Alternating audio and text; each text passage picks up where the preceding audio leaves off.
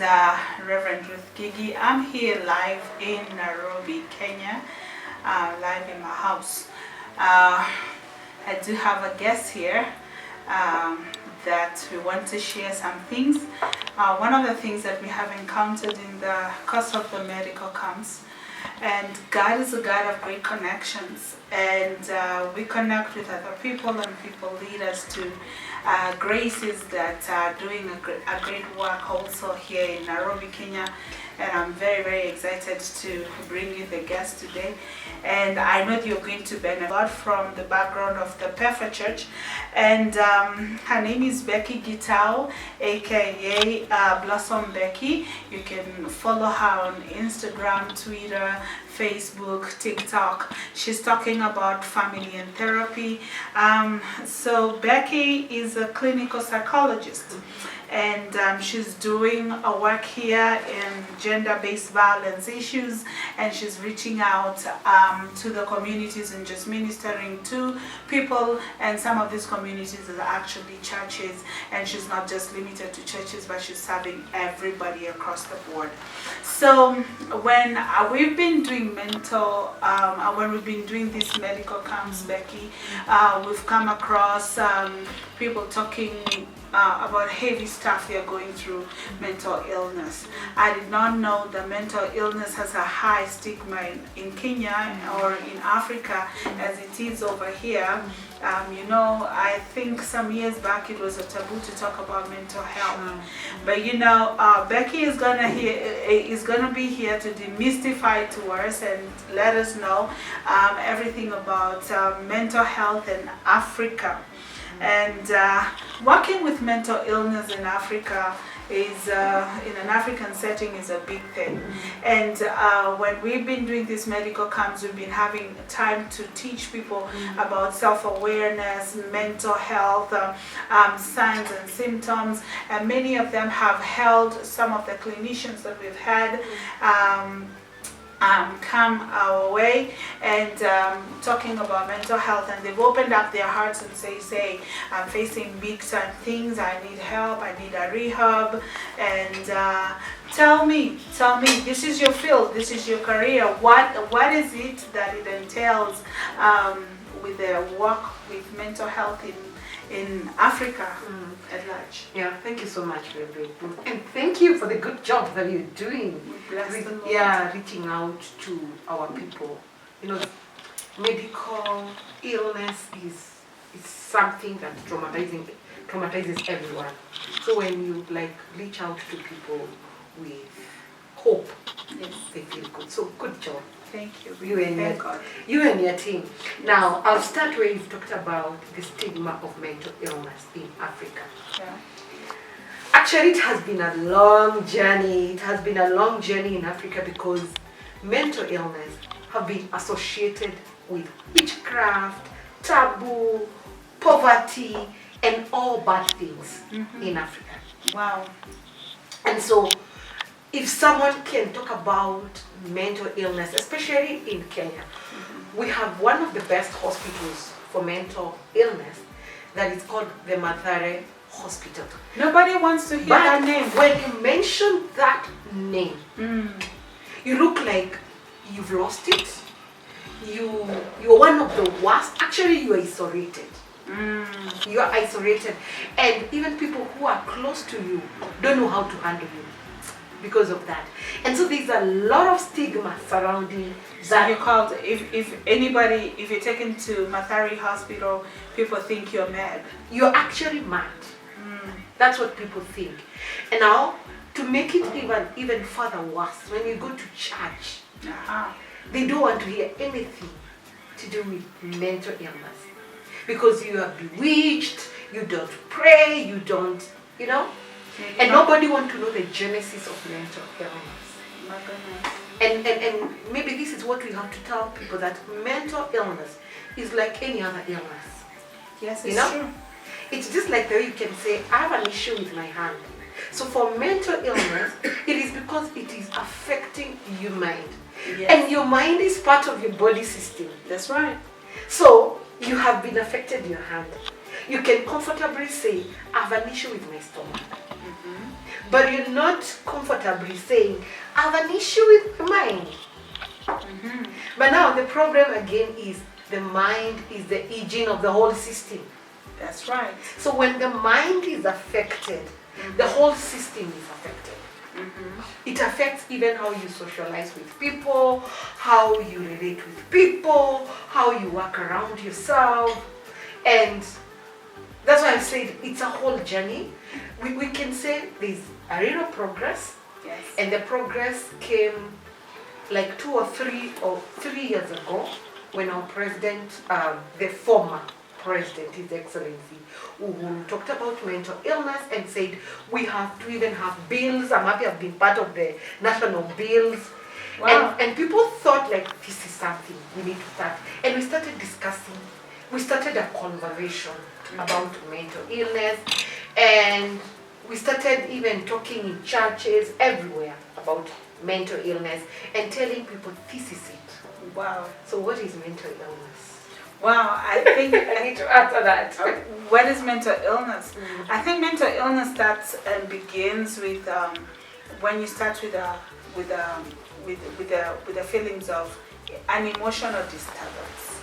First and foremost, you start feeling down, depressed, you're not happy, you're gloomy, you feel like you don't want to go outside, you just don't want to do with people, you want to isolate yourself and be in your own cocoon, and then it progresses into depth, and it goes on and it goes on. And these are some of the things that you start, when you're in isolation, you start hearing voices, and this is what leads to bipolar, leads to schizophrenia, and all these kind of names, big names in mental health. That scares people. Now, I like what you're saying. Yeah. But this is how it's, mental illness is caused by different things. Yes. Now, that is one thing that you have mentioned, you know, stress. Stress. We call it the environmental stressors. Yes. So there is also heredity. And people do know. If in your family, I mean, it could be your grandmother, your mother had issues to do with mental illness. You are predisposed to mental illness. Does that limit to Alzheimer's, dementia, all that? It depends. Okay. So that one, of course, can be looked at by the doctor. And so then there is that heredity, there is the biological, you know, like when we are giving birth, there was a trauma, there was a dysfunction. There is also prolonged illness. That's right. That is what we are going through. Yeah. A prolonged illness and pain can push you to mental illness. And maybe what we can talk about is the more common, the environmental stressors. Yes. Because we are, and that's what you've described. Yes. That we are all we are all undergoing environmental stressors. It could be loss of job. We've just come from COVID. Really, COVID affected a lot of people. You know, economically, financially, psychologically, anything. Relationally. Yes. And if you don't talk about it, if you don't get help, it can progress and graduate to mental disorder. Now that's what you are talking about, the bipolar, the schizophrenia, and all that. Yeah. So a lot of stress, and I think this is what now you're doing there at the medical camp, and people maybe are coming to tell you, I can't even breathe. And some of the illnesses maybe are treating the psychosomatic illnesses. Yes. Illnesses that cannot have prognosis or diagnostic. It's because right. of the environmental stresses. Say that word again. These are the psychosomatic illnesses. This is where somebody is sick, but when they go to the doctor, they cannot, nobody can put or pinpoint what is really happening to this person, but they are actually being triggered by the stresses in life. Yeah, you're triggered by the stresses in life. And so what happens when you remember, mental illness is an illness of the brain. That's right. And the brain is everything. It is. It's the one that sends message to the body. That's right. So this is what we have to tell our people. What happens when you carry a lot and you're so stressed? Yes.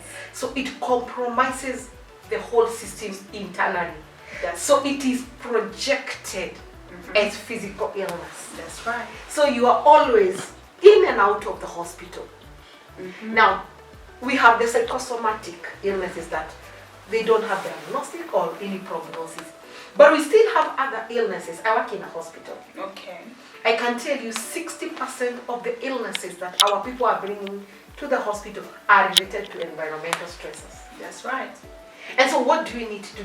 I know the mental disorder have different facets. It could be out of heredity, out of biological, out of birth. Yes. And it could also be part of environmental stresses. Yes. But now the big chunk we are getting in mental illness are related to environmental stresses. And this is why now we need to talk about, we need to make this as a conversation and tell our people it's okay to feel down. It's okay because we are living in a world that is full of baggages, full of pain, full of everything. Heartache. We have heartbreaking. Exactly. I work in a gender-based violence institution. A lot of home issues, family issues, people are fighting, people are violating each other, and so it still affects you. It's part of environmental stress. So what do? We need now to start that conversation that we need to talk. Just one moment. When we talk about environmental stresses, I want you to break it down and tell me whether this is okay. We're talking about verbal abuse, physical abuse, emotional abuse. I don't know, verbal and emotional. When somebody stresses you emotionally to the point where you want to give up in life. And can you elaborate that a little bit? Thank you so much. Now, like I said, I work in one of the biggest institutions in this country that deals with that. Yeah. And gender-based violence comes in different ways. People think of only the physical abuse. And by the way, when we talk about gender-based violence, come on, we're not just talking about females. Oh yeah. We're talking about even men are being abused. Exactly. Okay. Gender is men and women. That's right. It's not, we have clarity on that now. Gender, that's why it's gender-based violence. Yes. Because it's a violence that is perpetrated to you because of your gender. That's right. So it's not about women or men. So what I was saying, in most cases we only think about domestic violence as only physical.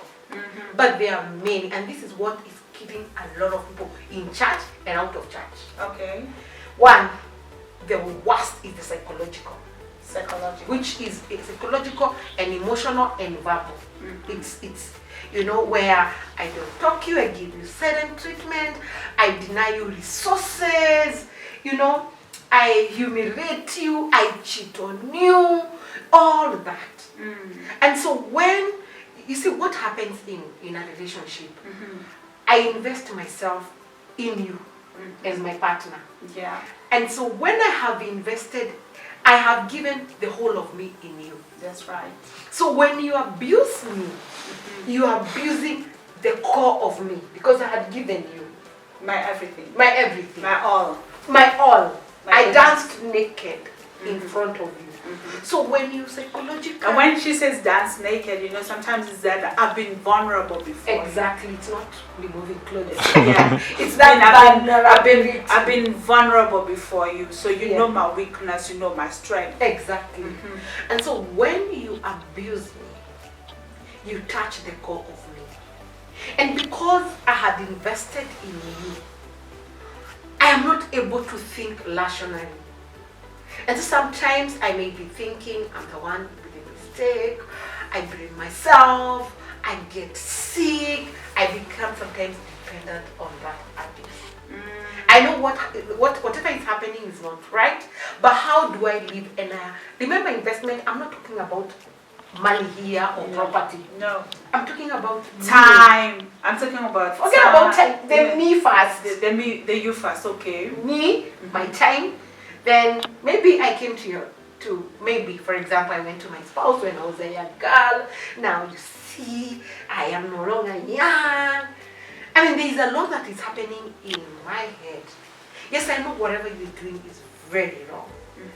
To make it worse, let me talk like an African.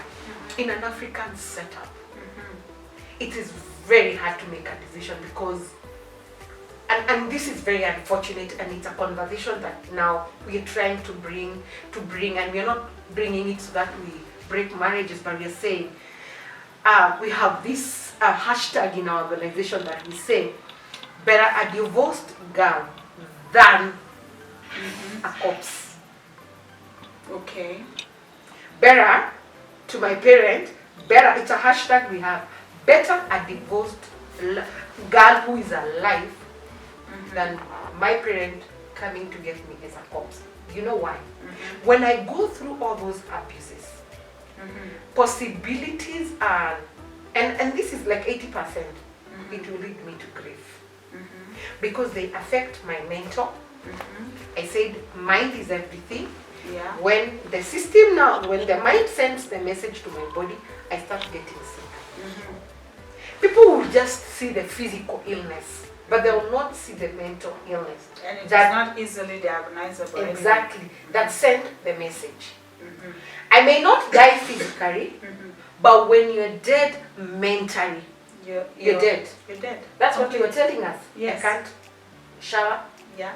I can't socialize. No. I'm always down. Yeah. I cannot perform at my workplace. That's right. I cannot be a church person. No.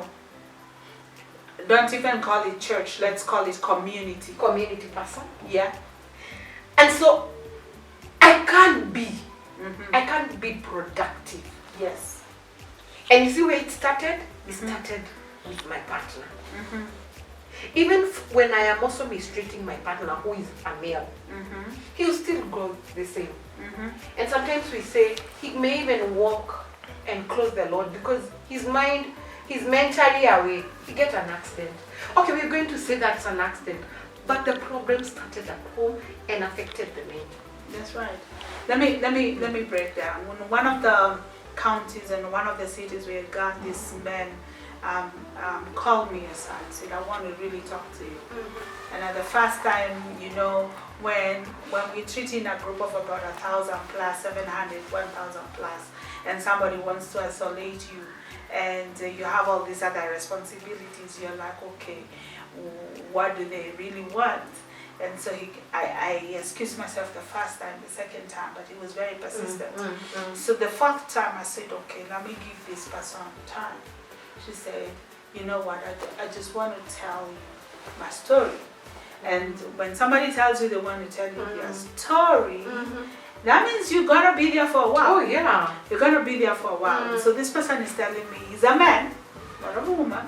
This is a guy, and the guy is telling me, hey, you know what, it started with my wife cheating on me, and it started with her getting a child out of wedlock that was not my child, and he goes on and he goes on and he goes on, and then he becomes diabetic, and you know, diabetes is going to affect the functioning of a man, and now I'm not all that of a good man because now I can function, and now she walked away and left me broken, and he told me that he was literally picked up and taken to a psych ward, and that's when he started making a journey of recovery. He's a university person. He lost hope in life and felt like he couldn't go on. Even though he had a very good career, he lost the career and he had to rebuild himself back down. And sometimes, you know, all you can do is to hug somebody and say, hey, may the Lord God see you through, bless you. There's a brighter future ahead of you. But that did not end over there. Thank God we had some psychologists. That's why the I wanted to ask that. And so I took him to a session, and they had a session with that person, and it was miraculous how that person walked out. Yes, we do have medications that are going to numb the pain and everything, and you know, take care of them, and they were prescribed for them, but you know, they needed a little bit more, and this person needed to follow up with a psychologist and counselors so that they can try and I'm telling you, the stories out there are very real. Very, very real. And I'm happy that when you go for those medical camps, you're carrying psychologists. because that tells you what I have, backs my data. What I've told you that, and I'm saying this because I work in a hospital. 60% of the illness, it's a research that was done at Nairobi University, that are brought at the hospital are related to what we are going through. That's right. And it's, when a man gathers the courage to come and tell you, yes, he's at the end. Yes, absolutely. You know, gather, and you know, we have these, our men have been, especially the African setup man, have been socialized to have that toxic masculinity. You are strong, you can't cry, you are man up. Yes. Even when you are dying, you're still manning up.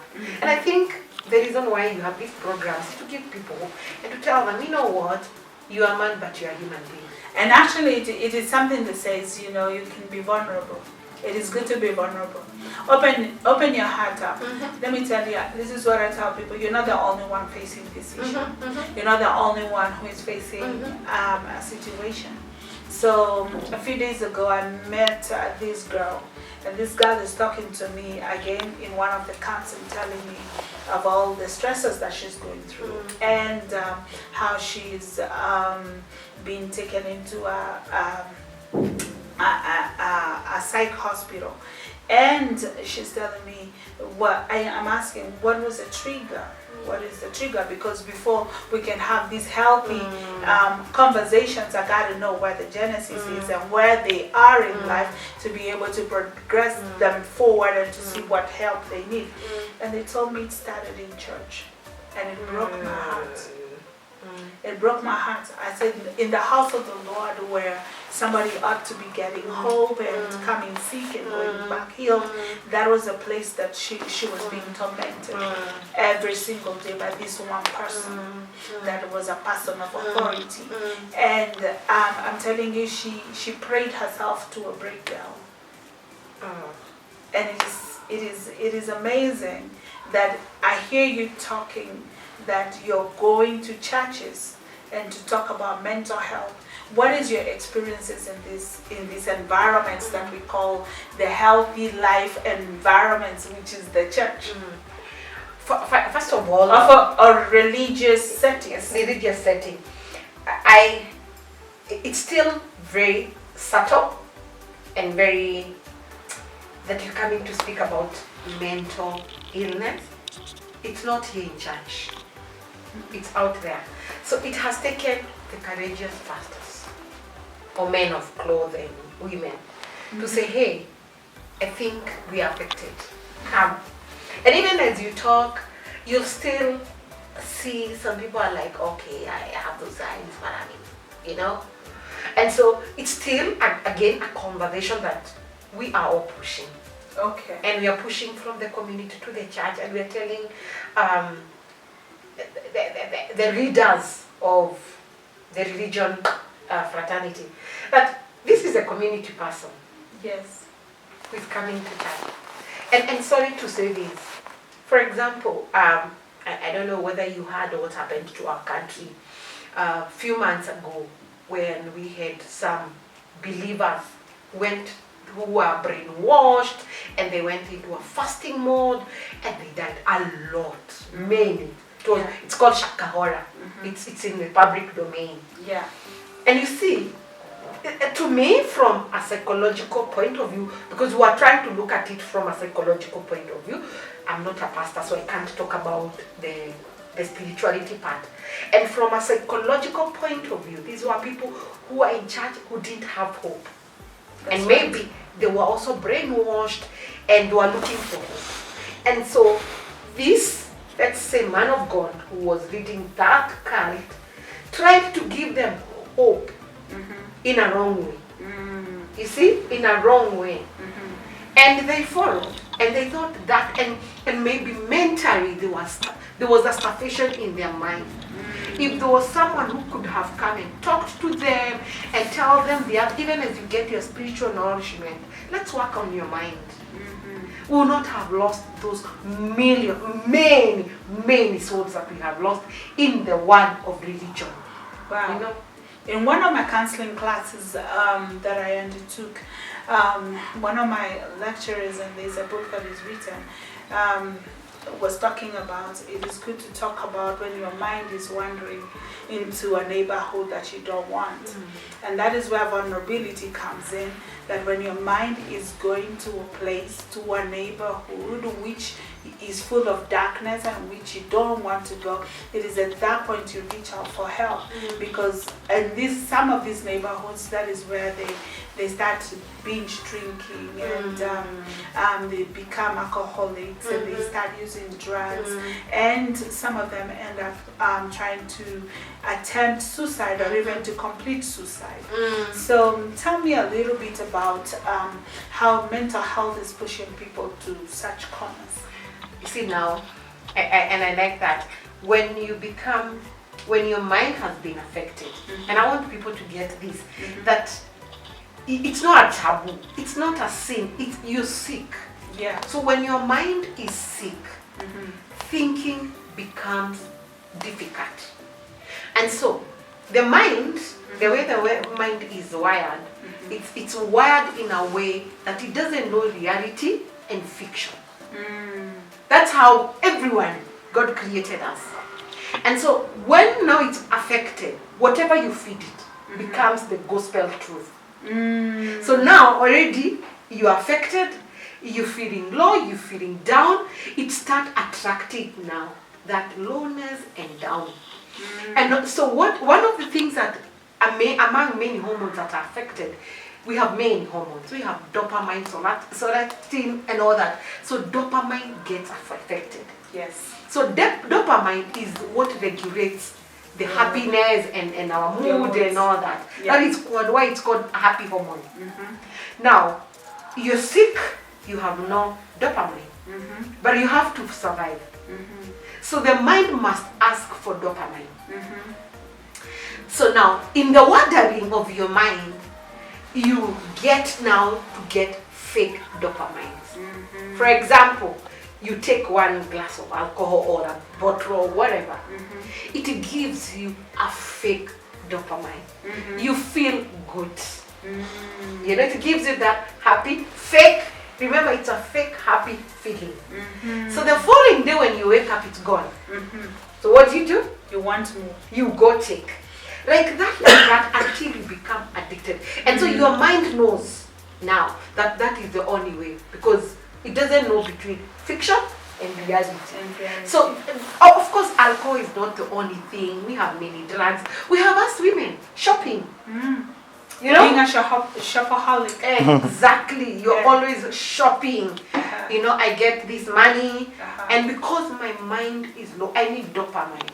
I go through our malls, and I had not even planned. I take. Even when exactly. Even when I get home, am I guilty as charged? Even when I get home, I realize I didn't want it. I didn't want it, but I felt good at that point. It made me happy. Yes, at that point. Let me come to something that people don't like talking.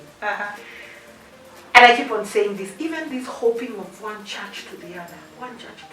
A vagabond spirit. Where I met Reverend Ruth, she prayed for me, and I think that pastor is not spirit-filled. I didn't get the breakthrough. Another one. And 20 churches in 1 year. Exactly. And you're still not getting satisfied. It's still there's something that is happening in your mind that needs to be addressed. So dopamine, we are all looking for dopamine in the long way. Is this one of the things? And you know, I'm in the medical field, so I'm allowed to say anything, and without any remorse. But is this one of the things that causes people to be in search for sexual gratification? It's still. I wanted to say that. Okay. Only that now I was speaking to a reverend. Now you are afraid. The S word is a big word. Okay. You know, but it's a reality. But you become also a sex addict. Yes. Because what that sex gives you a fake satisfaction. So you realize tomorrow you want, and you want to try to somebody else. Remember, you haven't addressed the problem.